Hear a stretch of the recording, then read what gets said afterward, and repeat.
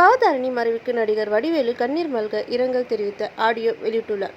இசைஞானியின் தங்க மகள் பவதாரணி மறைவு செய்தியை கேட்ட எங்கள் நெஞ்சமெல்லாம் நொறுங்கிவிட்டது. கள்ளம் கபடம் இல்லாத தெய்வ குழந்தை தன்னுடைய குயில் குரலில் எத்தனையோ வெற்றி பாடல்களை பாடியிருக்கிறார்.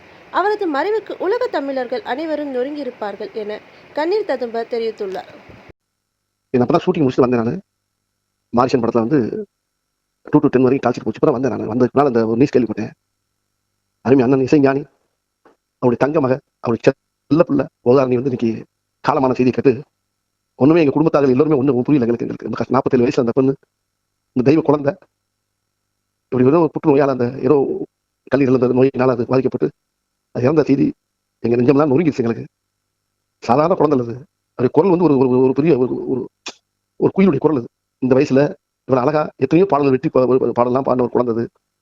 கல்ல குழந்தைலாத ஒரு பிள்ளை இன்னைக்கு அந்த அளவுக்கு இன்னைக்கு திடீர்னு மறைஞ்சிருந்து உலக தமிழர்கள் பூராமே இன்னைக்கு ரொம்ப நொறுங்கிருப்பாங்க. இன்னைக்கு அண்ணன் இளையராஜா அவர்கள் அந்த குடும்பத்தாரெல்லாம் ரொம்ப தாங்கவே முடியாது. இதை வந்து யாராலையும் வந்து அவங்க சரி செய்ய முடியாது.